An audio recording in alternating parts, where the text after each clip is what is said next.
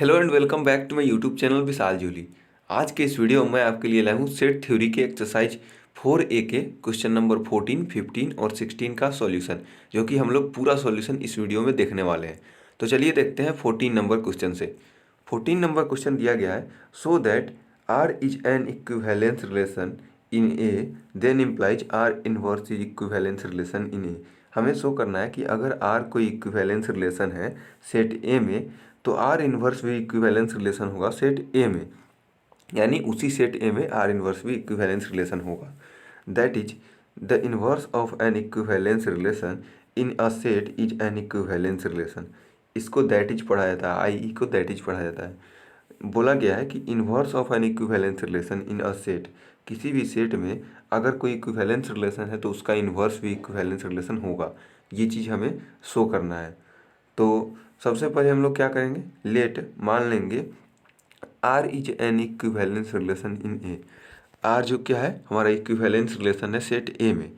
तो हमें प्रूफ क्या करना है, आर इन्वर्स भी इक्विवेलेंस होगा। तो सबसे पहले अगर आर इक्विवेलेंस रिलेशन है तो इसका मतलब होगा जो हमारा रिलेशन आर है वो हमारा रिफ्लेक्सिव होगा, सिमेट्रिक होगा और ट्रांजिटिव भी होगा। इसी बेसिस पे हम लोग आगे प्रूफ करेंगे। तो सबसे पहले मान लेंगे, सबसे पहले हम जानते हैं कि अगर आर कोई रिलेशन है, अगर रिफ्लेक्सिव है, इसका मतलब एक्स कॉमा एक्स आर से बिलोंग करेगा। अगर एक्स कॉमा एक्स आर से बिलोंग कर रहा है, इसका मतलब क्या होगा, एक्स कॉमा एक्स हमारा आर इन्वर्स से बिलोंग करेगा। क्योंकि अगर कोई भी चीज़ जैसे एक्स कॉमा वाई अगर आर से बिलोंग कर रहा है, एक्स कॉमा वाई आर से बिलोंग कर रहा है, इसका मतलब होता है वाई कॉमा एक्स हमारा आर इन्वर्स से बिलोंग कर रहा है। मतलब जब भी इन्वर्स लेते हैं तो उसका एलिमेंट का इंटरचेंज हो जाता है। यहाँ पे एक्स की जगह पर वाई हो जाएगा, वाई की जगह पर एक्स हो जाता है। तो यहाँ पे तो सिर्फ एक्स और एक्स है, इसीलिए यहाँ पे इंटरचेंज भी हो जा रहा है। तो समझ में नहीं आ रहा है कि कहाँ पे इंटरचेंज हो गया। तो एक्स कॉमा एक्स हमारा आर इन्वर्स से बिलोंग करेगा। इसका मतलब क्या हो गया कि एक्स कॉमा एक्स अगर आर इन्वर्स से बिलोंग कर रहा है, इसका मतलब होगा कि आर इन्वर्स क्या है, हमारा रिफ्लेक्सिव हो जाएगा। नेक्स्ट अगर बात करें तो सिमेट्रिसिटी में क्या होगा कि मान लेते हैं कि x comma y R inverse से बिलोंग कर रहा है। अगर x comma y R inverse से बिलोंग कर रहा है, इसका मतलब क्या होगा, इसका मतलब होगा वाई कॉमा एक्स हमारा रिलेशन आर से बिलोंग कर रहा है। अगर y comma x relation R से बिलोंग करेगा तो इसका मतलब होगा कि एक्स कॉमा वाई हमारा रिलेशन आर से बिलोंग करेगा, क्योंकि हमें दिया हुआ था कि रिलेशन आर इक्विवेलेंस रिलेशन है। इक्विवेलेंस का मतलब रिफ्लेक्सिव भी है, सिमेट्रिक भी है, ट्रांजिटिव भी है। तो अगर आर अगर सिमेट्रिक है तो इसका मतलब होगा कि वाई कॉमा एक्स अगर आर से बिलोंग कर रहा है तो एक्स कॉमा वाई भी हमारा रिलेशन आर से बिलोंग करेगा। तो एक्स कॉमा वाई अगर आर से बिलोंग करेगा यहाँ पे, तो इसका मतलब होगा कि वाई कॉमा एक्स हमारा आर इन्वर्स से बिलोंग करेगा। तो हम यहाँ पे लेके चले थे कि x comma y R inverse से बिलोंग कर रहा है। देन इम्प्लाइज हमारा रिलेशन आ किया गया कि वाई कॉमा एक्स हमारा आर इन्वर्स से बिलोंग कर रहा है। इसका मतलब क्या होगा कि आर इन्वर्स क्या है, सिमेट्रिक है। आर इन्वर्स भी सिमेट्रिक है। उसके बाद नेक्स्ट अगर बात करें तो ट्रांजिटिविटी की, अगर x comma y R inverse से बिलोंग कर रहा है and y comma z R inverse से बिलोंग कर रहा है, ये दोनों कंडीशन हम मान के चल रहे हैं कि x comma y R inverse से बिलोंग कर रहा है, y comma z R inverse से बिलोंग कर रहा है। इसका मतलब होगा y comma x R inverse R से बिलोंग करेगा। देखिए एक्स कॉमा वाई अगर आर इन्वर्स से बिलोंग कर रहा है, इसका मतलब होगा वाई कॉमा एक्स आर से बिलोंग करेगा। Y comma z R inverse से बिलोंग कर रहा है, इसका मतलब क्या होगा, जेड कॉमा वाई बिलोंग करेगा आर से। तो यहाँ पे एंड में है दोनों, तो हम चाहें तो इसको इधर और इसको इधर लिख सकते हैं। तो इसको ऐसे लिख दिए, जेड कॉमा वाई आर से बिलोंग करेगा और यहाँ पे वाई कॉमा एक्स आर से बिलोंग करेगा।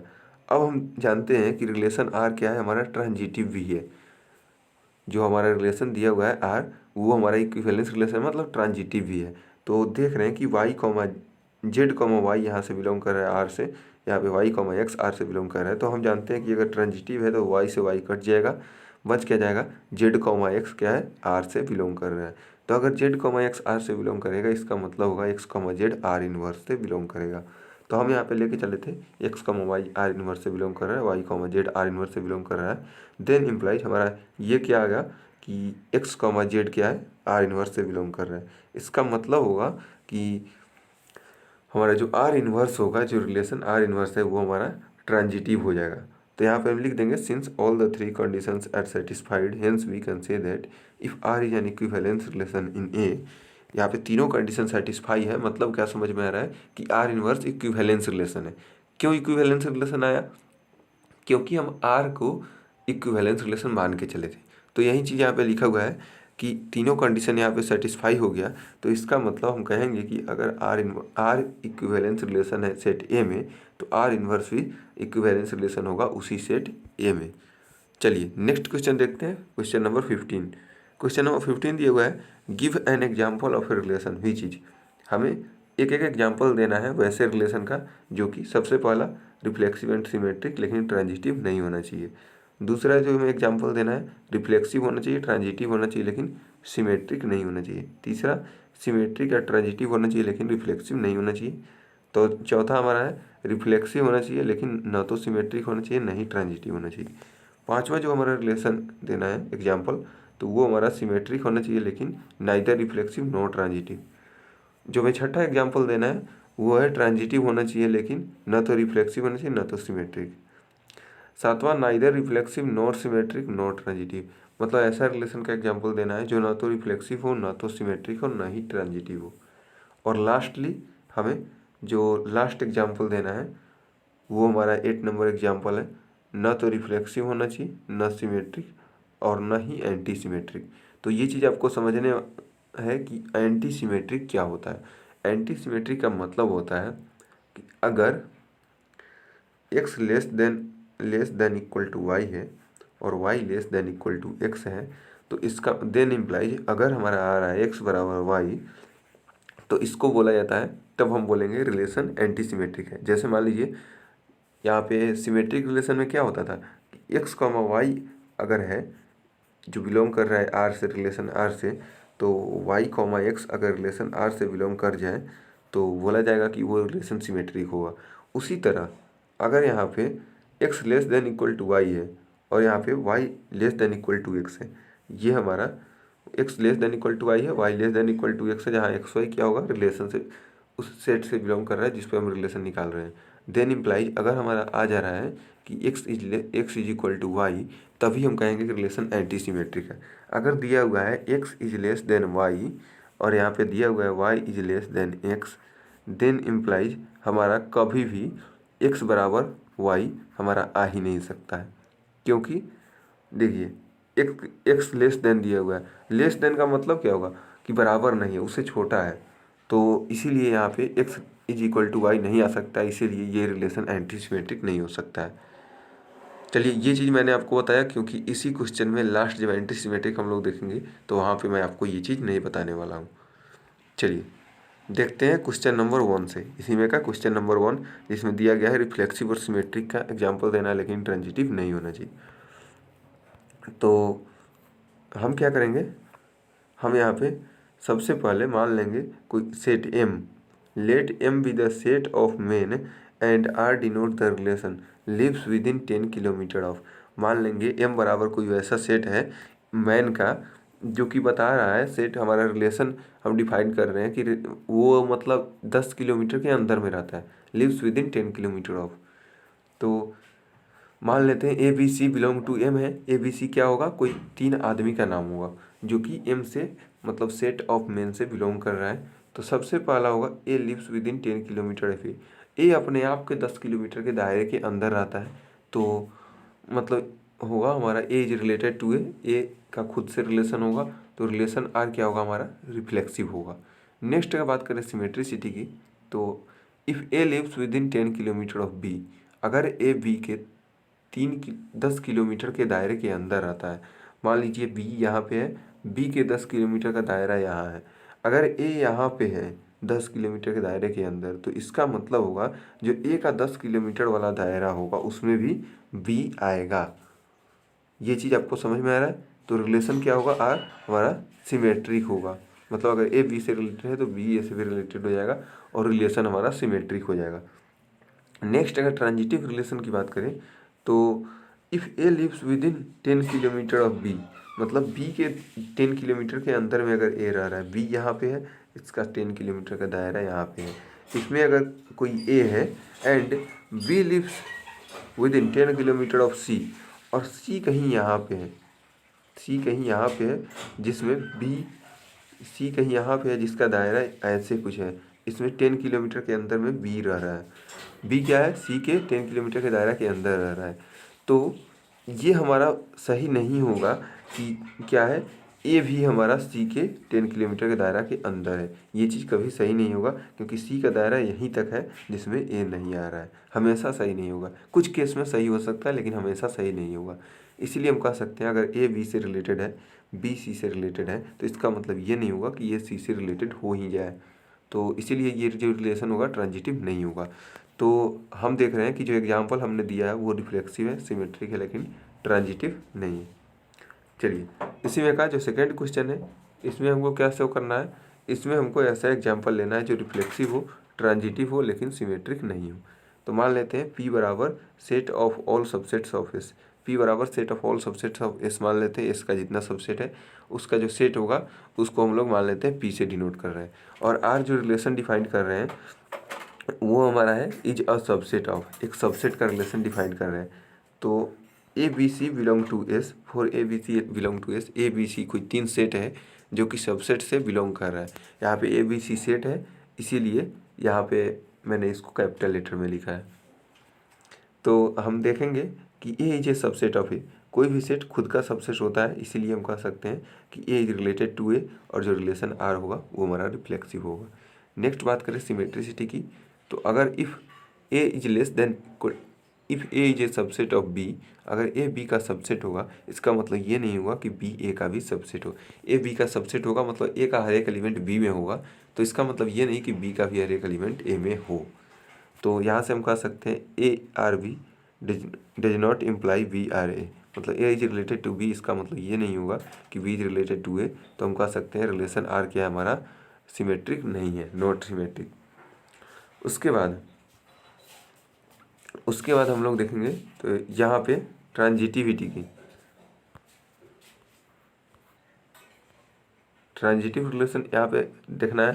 तो अगर if A is a subset of B, अगर ए बी का सबसेट होगा, बी सी का सबसेट होगा, सबसेट का मतलब क्या होता है, ए का हर एक एलिमेंट अगर बी में होगा, बी का हर एक एलिमेंट सी में होगा, then follows that A is a subset of C, तो इसका मतलब ये होगा कि ए का हर एक एलिमेंट सी में भी होगा, ये सही है।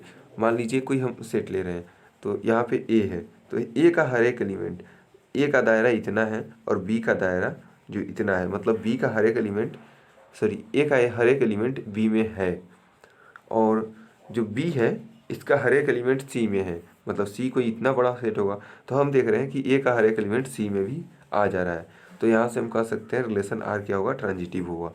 तो हम देख रहे हैं कि जो हमने एग्जाम्पल लिया वो रिफ्लेक्सिव है, ट्रांजिटिव है, लेकिन सिमेट्रिक नहीं है। नेक्स्ट जो क्वेश्चन है, इसमें हमें क्या प्रूफ करना है, तो इसमें हमें प्रूफ करना है सिमेट्रिक और ट्रांजिटिव हो लेकिन रिफ्लेक्सिव नहीं हो। तो हम सबसे पहले मान लेंगे A is related to B if modulus of A minus B greater than zero, मतलब कुछ वैसा रिलेशन डिफाइन कर रहे हैं जिसे modulus of A minus B क्या हो, ग्रेटर देन जीरो। तो सबसे पहले हम जानते हैं मॉडुलस ऑफ ए माइनस ए, ये हमारा जीरो से बड़ा नहीं होगा, क्योंकि किसी भी नंबर से उसी नंबर को घटा रहे हैं तो उसको जीरो रिजल्ट आएगा और उसका मॉडुलस भी जीरो होगा, तो जीरो से बड़ा नहीं होगा, इसीलिए ये जो हमारा रिलेशन होगा ये हमारा रिफ्लेक्सिव नहीं होगा। नेक्स्ट बात करें सिमेट्रिसिटी की, तो modulus of A minus B अगर जीरो से बड़ा है तो modulus of B minus A भी जीरो से बड़ा होगा, क्योंकि मान लीजिए modulus of A minus B अगर 5 आ रहा है तो बी माइनस ए क्या होगा, -5 आएगा, और दोनों का मॉडुलस ले रहे हैं तो दोनों 5 ही आ जाएगा। तो वैसे जो हमारा ग्रेटर देन जीरो आएगा दोनों का आंसर, इसका मतलब क्या होगा कि ये हमारा रिलेशन सिमेट्रिक है। नेक्स्ट बात करें ट्रांजिटिविटी की, तो अगर if modulus of A minus B zero से बड़ा है और modulus of B minus C zero से बड़ा है, तो हम दोनों को ऐड करके देख ले रहे हैं, तो क्या आ जा रहा है, modulus of A minus C zero से बड़ा होगा। इसका मतलब होगा modulus of A minus B zero से बड़ा है, modulus of B minus C zero से बड़ा है, तो modulus of A minus C भी जीरो से बड़ा होगा। इसीलिए हम कह सकते हैं अगर ए बी से रिलेटेड है, बी सी से रिलेटेड है, तो इसका मतलब होगा ए हमारा सी से रिलेटेड होगा। तो यहाँ से हम कह सकते हैं रिलेशन क्या है, ट्रांजिटिव है। तो यही हमें एग्जांपल देना था कि रिलेशन वैसा रिलेशन डिफाइन करना है जो कि हमारा सिमेट्रिक हो, ट्रांजिटिव हो, लेकिन रिफ्लेक्सिव नहीं हो। चलिए नेक्स्ट क्वेश्चन देखते हैं। नेक्स्ट क्वेश्चन हमें दिया गया है नेक्स्ट क्वेश्चन जो हमें दिया गया है इसमें हमें क्या शो करना है, हमें शो करना है कि वैसा रिलेशन का एग्जाम्पल लेना है जो कि हमारा रिफ्लेक्सिव हो लेकिन न तो सिमेट्रिक हो ना ही ट्रांजिटिव हो। तो हम लोग सबसे पहले देखते हैं, सबसे पहले हम लोग क्या करेंगे, वी कंसीडर द सेट। हम लोग कोई सेट लेंगे A बराबर 1 2 3। तो यहाँ पे हम A क्रॉस A निकालेंगे। A क्रॉस A निकालने का आपको तरीका मैंने इसी एक्सरसाइज के शुरू के वीडियोज में मैंने आपको बता दिया है। आपने अगर नहीं देखा है तो आप नीचे डिस्क्रिप्शन में उसका लिंक मिल जाएगा या फिर आप प्लेलिस्ट इसका जो अलग से होगा उसमें भी आप जाके देख सकते हैं। A क्रॉस A क्या होगा, 1 1 2 2 3 3, सॉरी 1 1 1 2 1 3, 2 1 2 2 2 3, फिर 3 1 3 2 3 3। लेट रिलेशन जो आर होगा वो मान लेते हैं कि ये हमारा कोई रिलेशन आर होगा। तो रिलेशन आर किसी भी सेट पे कब डिफाइंड होता है, जब वो हमारा रिलेशन आर जो हम ले रहे हैं वो हमारा सबसेट हो A क्रॉस A का। कोई सेट अगर A पर रिलेशन डिफाइन कर रहे हैं तो वो हमारा सबसेट होना चाहिए A क्रॉस A का। ये मैंने आपको पीछे भी वीडियो में बताया हुआ है। तो आपको क्या करना है, आप प्लीज़ मतलब सीक्वेंस में वीडियो देखिएगा तो बढ़िया रहेगा। आप अगर एक्सरसाइज मान लीजिए आप 4A का सॉल्यूशन देख रहे हैं तो क्वेश्चन नंबर 1 से लेके हर एक क्वेश्चन का सॉल्यूशन देखिएगा तो मैंने हर एक वीडियो में कुछ न कुछ नया ज़रूर बताया है, तो आपको कुछ फ़ायदा ज़रूर होगा। चलिए सबसे पहले रिफ्लेक्सिव रिलेशन प्रूव करना है। तो हम देख रहे हैं A, A बिलोंग कर रहा है R से, रिलेशन R से, for all A belong to A, इसको फॉर ऑल बोला जाता है। तो हम देख रहे हैं 1 1 बिलोंग कर रहा है 2 2 3 3।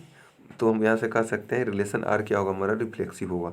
नेक्स्ट बात करें सिमेट्रिसिटी की, तो हम देख रहे हैं 1 2 हमारा रिलेशन आर में है यहाँ पे, लेकिन 2 1 नहीं है, इसीलिए ये जो हमारा रिलेशन होगा सिमेट्रिक नहीं होगा। नेक्स्ट अगर बात करें ट्रांजिटिविटी की, तो हम देख रहे हैं कि 1 2 हमारा रिलेशन आर में है, 2 3 रिलेशन आर में है, लेकिन 1 3 रिलेशन आर में नहीं है, इसीलिए हम कह सकते हैं कि जो रिलेशन है ट्रांजिटिव नहीं है।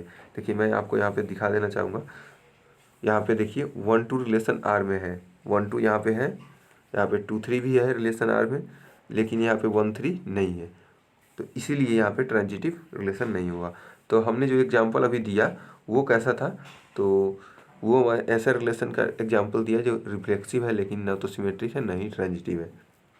चलिए नेक्स्ट बात करें क्वेश्चन नंबर 5 की, तो इसमें क्या करेंगे, सबसे पहले मान लेंगे, मैं यहाँ से क्वेश्चन नहीं पढ़ रहा हूँ, क्वेश्चन आपको बुक में दिया हुआ है और मैंने आपको पहले थोड़ी देर पहले ही बता दिया, आप चाहे तो वहाँ से जाकर नोट कर सकते हैं, उसके बाद ये चीज़ कर सकते हैं। और आपको क्या करना है, कॉपी पेन लेके बैठना है जिसपे आप लोग नोट करते चलेंगे। मान लेते हैं लेट एल बराबर set of all straight lines in a plane.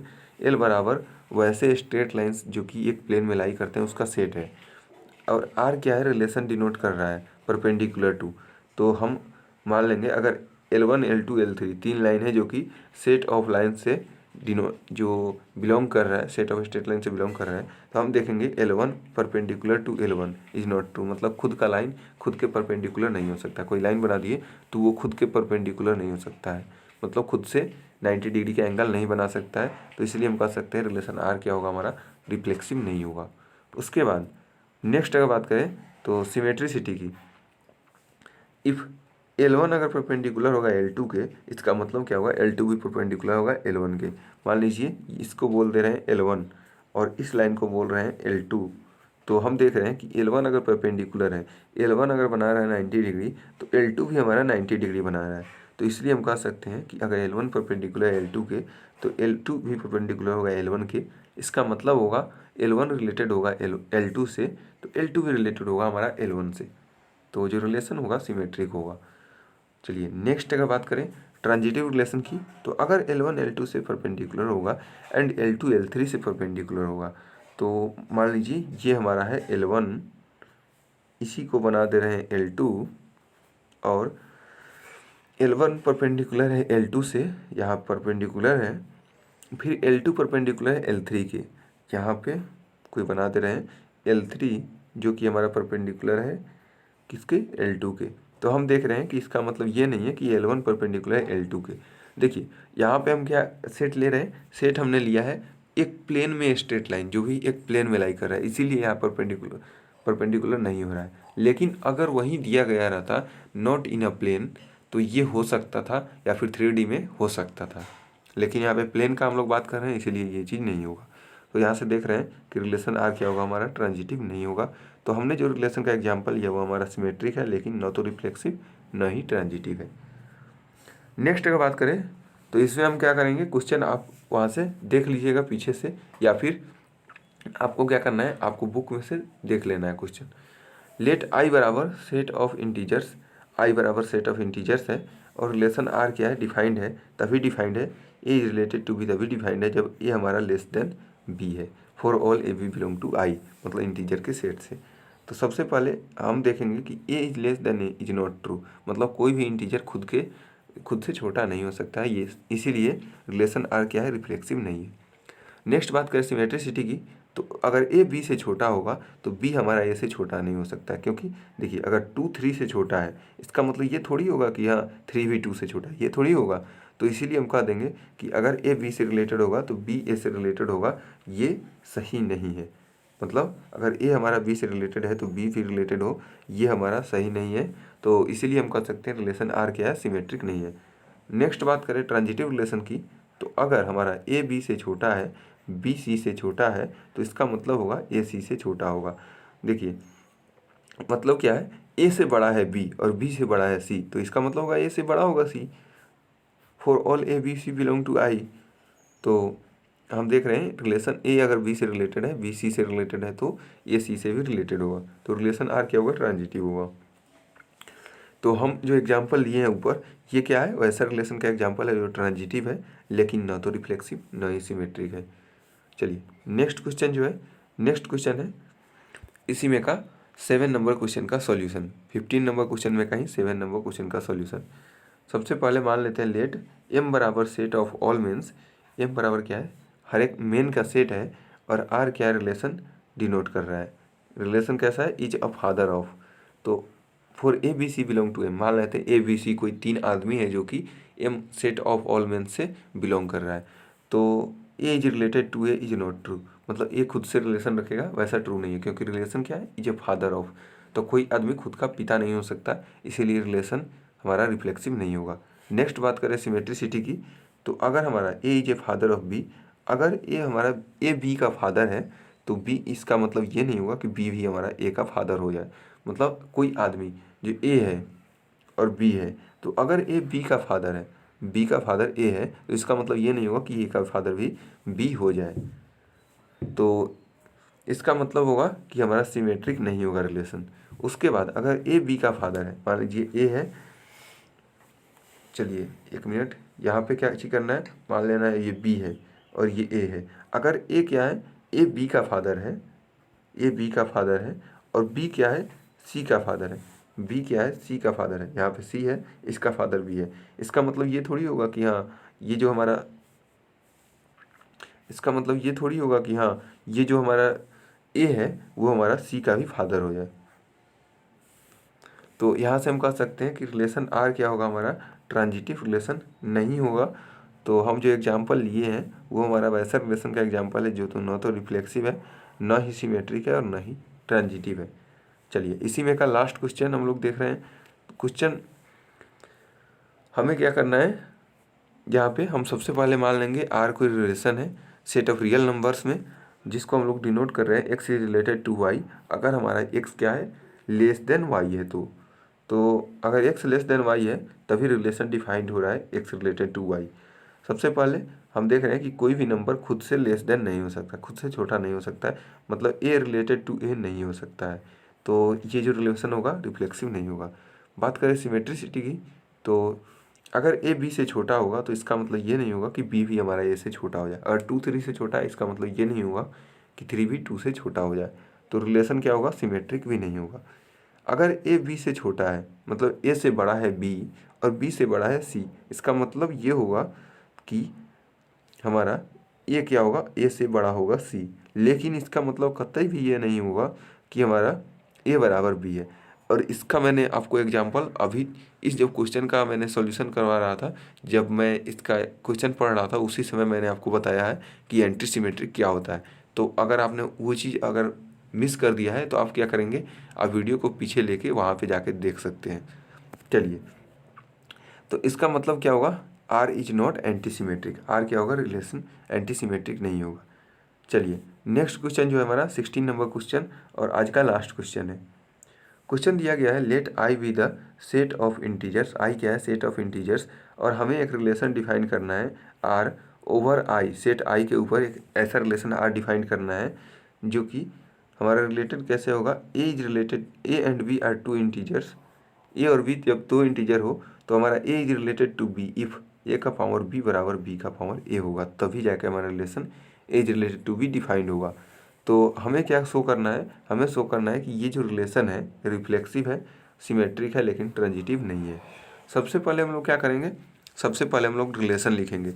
हमें कब डिफाइंड होगा relation? A related to B तभी डिफाइंड होगा जब ए का पावर बी बराबर बी का पावर ए है, for A B belong to integer I. तो हम देख रहे हैं कि ए का पावर ए बराबर ए का पावर ए होता है, तो इसीलिए ए रिलेटेड होगा ए से, और यहाँ से हम कह सकते हैं कि जो रिलेशन है वो हमारा रिफ्लेक्सिव है।